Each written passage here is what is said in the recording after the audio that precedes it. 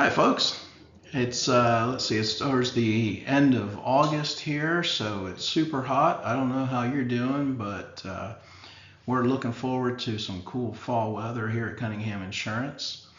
I just want to kind of reach out to all of my existing clientele, as well as any new folks that may be joining us this year on any of the Medicare adventure that we'll be taking, like we do most years. So one of the things is that we've updated part of our software to make things much easier and much quicker for both you and I. It will be something that you can see everything that I have on file for your Medicare portion, as far as things like prescriptions, who you see as doctors, pharmacies you use, all those kinds of details, address and phone numbers, and email.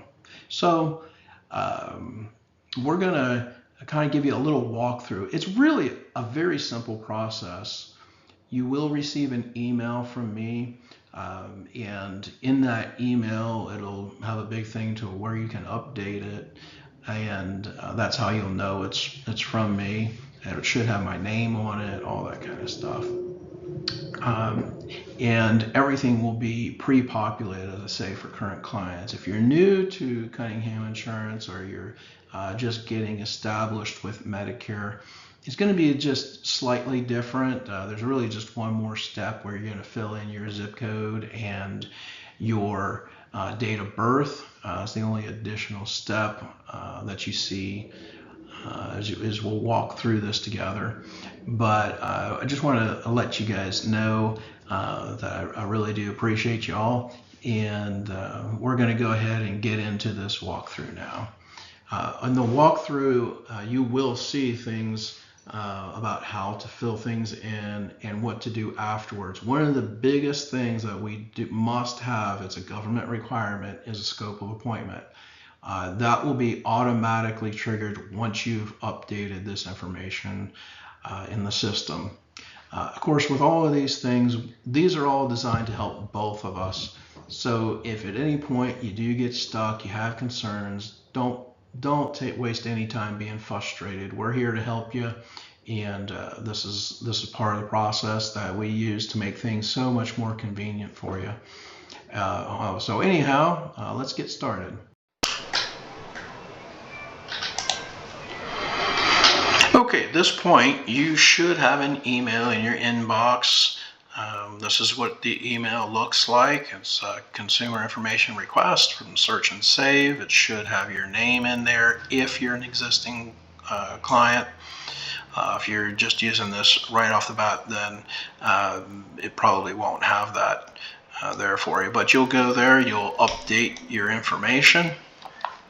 Now so once you've clicked on the link to update your account, you're going to see this welcome screen, and it should have my name there. If it doesn't show my name or somebody here at the agency, don't proceed. Let me know on that. But that should not be an issue. We'll close that. And for anybody who's receiving this as an existing client, you should have most everything pre-populated here. This is just, where do you live, your date of birth. You're going to have, if you're already enrolled in Medicare or you're also in Medicaid or anything like that, there's a good chance. This is a made-up number, by the way. This is a John Doe account. So it shouldn't match anybody's. I don't think I followed the correct format, hopefully. But in any case, it is a false number. Don't try to take that anywhere. But it would be a good idea for you to go ahead and fill in these dates if they're not there, you don't have them, you're new, any of those situations. So if it's not filled in, I'd appreciate it if you can go ahead and fill it in if you have your card. If you don't worry about it. We'll figure it out later. And then, of course, if you're already with Medicare Advantage plan, if you put in whatever information you want to put, the carrier preferably, Any other details you have there would be good. It'll give you a little bit of room here to, put extra stuff. The plan number is helpful if you only know that it's HMO or whatever it is. It gives you some room to type there. It's not going to hold you accountable to anything. And just hit next. This next step will have you update the prescriptions either that we have on file. If there's nothing there, of course, there won't be anything, and you'll start adding information. For example, let's say, there's levothyroxine. Okay, yeah, I don't need to take that anymore. Or even if the dosage has changed, by the way, you just go ahead and delete it, and then we can go ahead and re-enter it here. That's where you'll select, same thing, but with a different dosage. Let's say atorvastatin.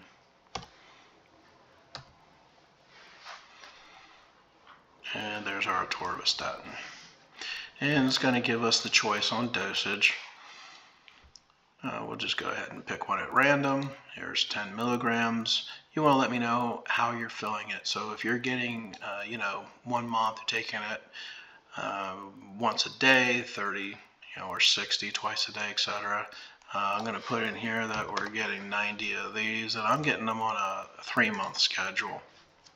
And once you're satisfied with that, you'll go ahead here and add the prescription. And you'll see that the atorvastatin's on the list. Pretty easy, right? And you'll keep doing that, for as many prescriptions as you need to update. You'll go ahead and click the next. If you got to this point and you said, oh, wait, I forgot one, you just go there. But otherwise, we're going to confirm that looks good.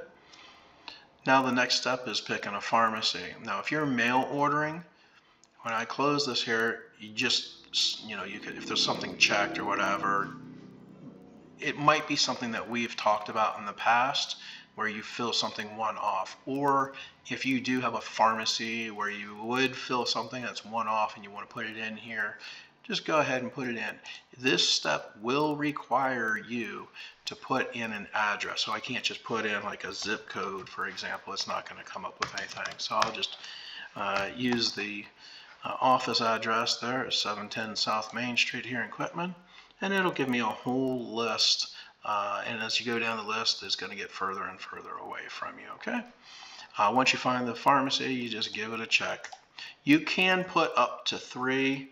I don't know anybody that needs more than 3 pharmacies, but if you do have a couple, or you want to evaluate, maybe I like Walmart, but I really also maybe like my local pharmacy, this would be a good place for you to put that. And as we're going through plan options, we can evaluate it both ways. All right, so once you're happy, hit next. If you made a mistake, you can go back at any point in this. There's really no point in which you can make a mistake, but you go ahead and click yes. This next step is here about where you're going to put in the doctors that you're seeing. There will be another place to put in any specialist you're seeing, but realistically, all we want here is your primary doctor, the one that you go see for everything that is listed as a primary doctor. So yeah, I'm going to put I have a primary physician. Now at this stage, it could be a situation where realistically I may have it on file already, but it does want you to confirm it. So that's what we're going to do here. We're going to put in Quitman again. As soon as I start typing, by the way, you should get some suggestions. So it does try to make things fairly quick for you. I'll put in Dr. Dobson. He's right down the road. We'll look him up. And there he is, Dr. James D. Dobson, Jr.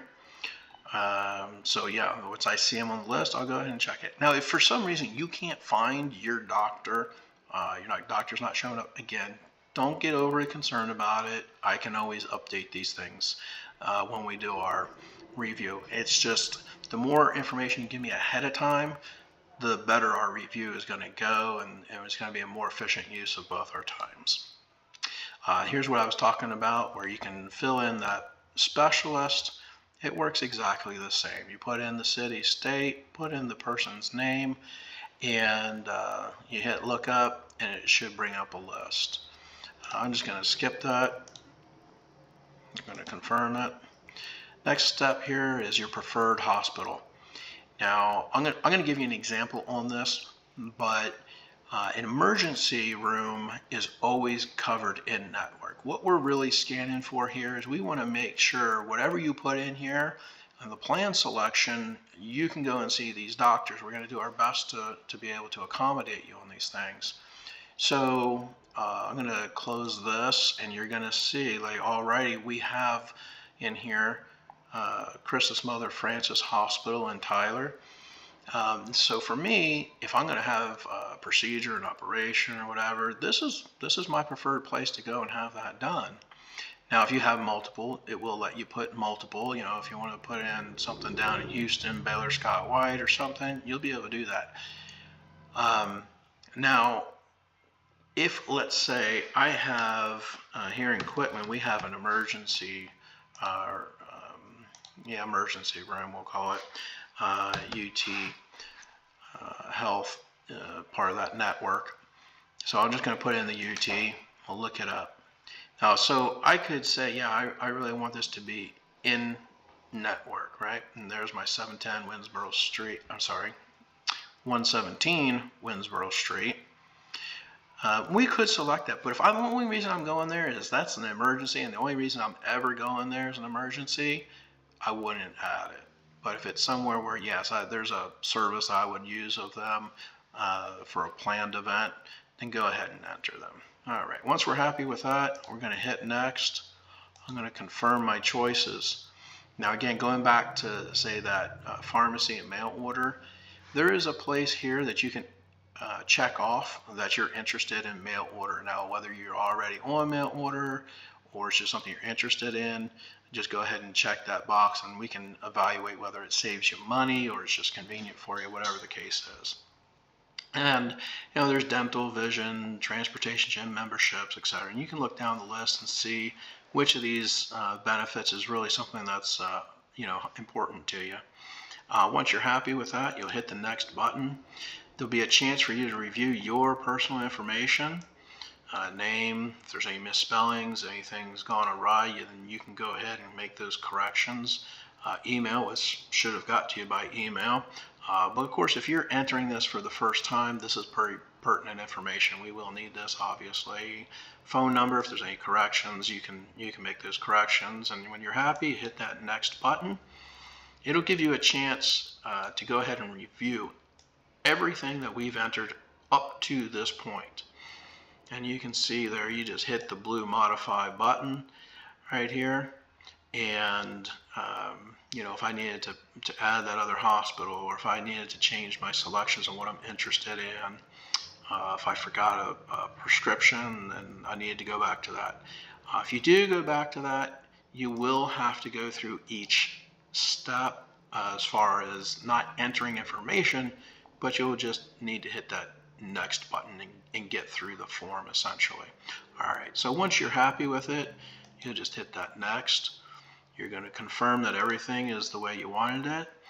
This last part here is going to give me permission to use your email and phone number. That's just to contact you. I cannot talk to you about plans and things like that until we actually have a scope of appointment. What you'll do is you'll check this button here.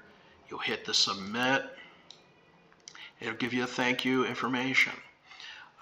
Within about 5 to 10 minutes, definitely no more, you should get an additional email. And it's a reminder here on this, and it's I'll highlight it so you can see where I'm talking about there. But definitely check your email. There is a required scope of appointment, what we do need. It's good for 12 months, but it's definitely something before I can do your review, consult with you, etc. We need to have that scope of appointment. It is required by Medicare, CMS. Now, I'll show you one other thing. Let's say that you are doing this for yourself. You're already a client, you're updating it, etc., or you're new, either way. But especially if you're an existing client, and then let's say your spouse now, they need to do this same thing. Only if they are brand new to our agency, you'll go ahead and you can use this start over button. And this is exactly what it looks like for somebody who is not an existing client. It'll give you the same welcome message, but here you're going to fill in, your home zip code. Little side note on this: do not put, if you have, say, do not put a zip code for a mailing address. So if you do have a separate mailing address, go ahead and just let me know later on that. But here this is very important. You need your actual physical address zip code, because that's what Medicare goes by. And let's say this person is just turning 65. You'll pick your date of birth by year first. So we're going to go 1960. They're going to be coming up in December, so we'll go ahead and put December 5th. Hit next, and then the rest of it looks like we just finished going through. I hope you've found this information helpful, and if you are in the area, we would love to see you. Just come on by the local office here in Quitman, Texas. Grab a cup of coffee or just say hi. All right, y'all take care. Bye now.